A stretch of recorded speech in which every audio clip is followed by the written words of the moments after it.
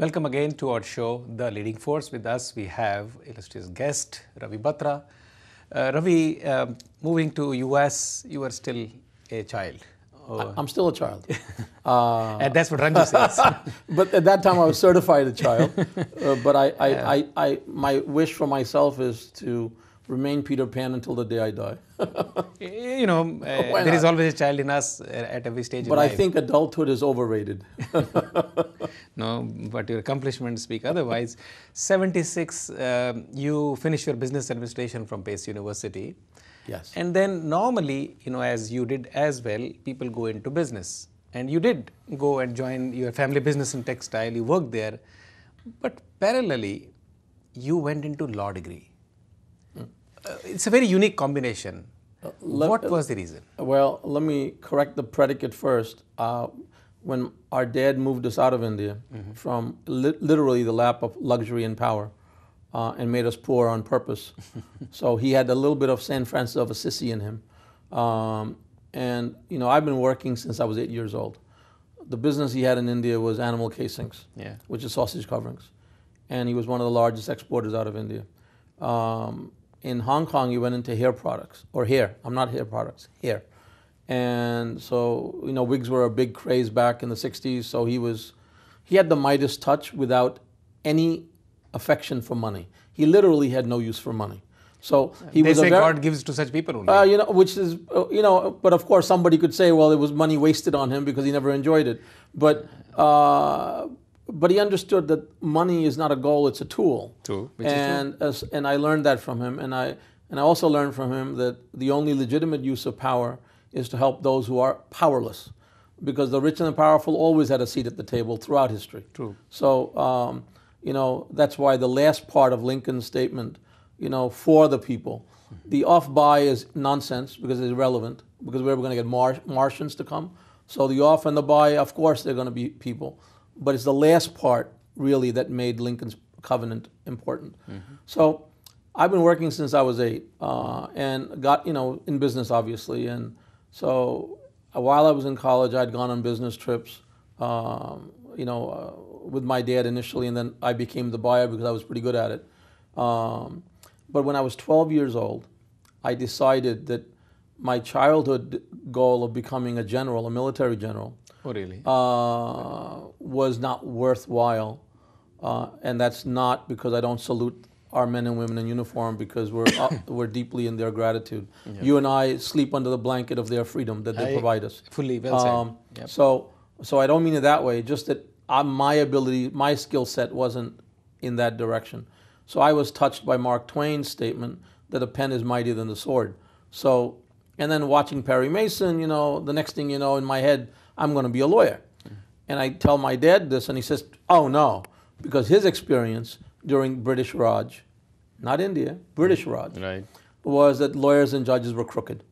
So he didn't like them. And his view was, if you ever get in a dispute, settle it among yourself, never go to court. You're going to get slaughtered. So it was in that milieu that I said, I want to be a lawyer. And so he said what he said, I just told you. And I said, well, the law is not crooked. The law is the finest thing known to mankind, because it is it's the application of spirituality. Who applies it can be crooked, mistaken, or forgotten. But there's nothing tainted in law itself. It's the purest of human behavior. And that's why in your mission statement you have mentioned that only an independent and impartial judiciary can deliver justice for all. Absolutely. That is the genius, frankly, of the founders of our nation, because they gave the Title III. The Constitution has the first 3 titles. The first title is Congress, people power. Second is the executive. That was before television. Right. And the third, Title III, is the judiciary. And it's the judiciary you get to say the last word. But there is, and I'll just give you a quick footnote, the first 2 branches of government are concerned about the good of the many at the cost of the one. True. The third branch of government is the good of the one at the cost of the many. That's our role. So third branch of government is the the most honest branch of government. It is. Even if it is one. Yes, because we protect the one. Right. Coming from business family, globally traveling around, being a marketing person, it's very difficult to say that in business you can be all above board and sacrosanct. But when it comes to law, and if you are a lawyer the way you have been, and as we'll touch later on, above board, ethics driven, was it not a difficult thing to do at that time? You were also a teacher for a brief while. So coming from a very unique thing and then suddenly going into the most challenging profession in America, that too. I don't think so. I think it's whether or not you have your soul has birth defects or not.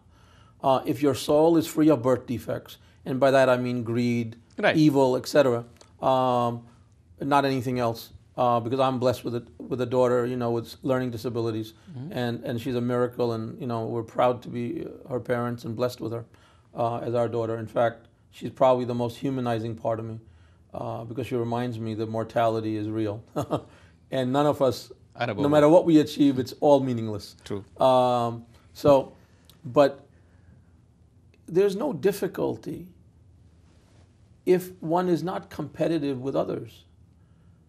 I'm highly competitive. True.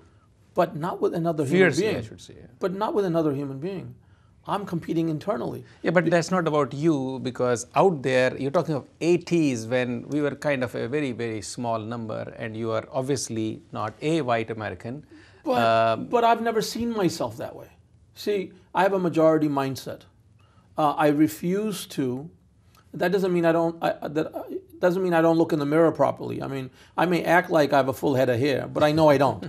Okay, but so there is this, No, I like that phrase, majority mindset. I have a majority mindset, and so I don't walk through life thinking I'm a victim. In fact, how can I be the protector of victims if I am myself a victim? True. So, in my very essence as a lawyer, and the desire to become a lawyer, was to protect those who needed protection. And it is because of my undying affection for self-governance, because benevolent Greek dictators don't come around very often. So most times if you have a dictator, it's not good for us. So, as bad as democracy may be, it's the best thing we got going. There's no question so about it. As bad as politics may get, it's a necessary vehicle for democracy. So you have to keep all this in mind. So, there is a baby in that dirty bathwater. So, and that baby is all of us. True. Okay? So there is nothing unusual in anyone going into law.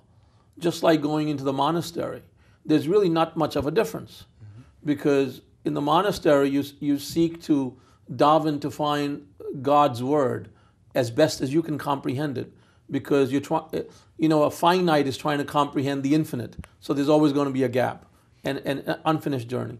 Same is true in law, because law is the application of spirituality, and so anyone who wants to be a lawyer. But any early challenges you felt or faced? Must have been. There is nothing without roadblocks. I have to tell you something. I mean, I really felt, and this is probably unique of the United States. I don't think there's another society on earth in human history that is as giving and taking in. Yeah, inclusive. I'm a New York mutt. Okay, I may be born 100% Indian. In '55, and I was 7 when I left, and 12 when I got here.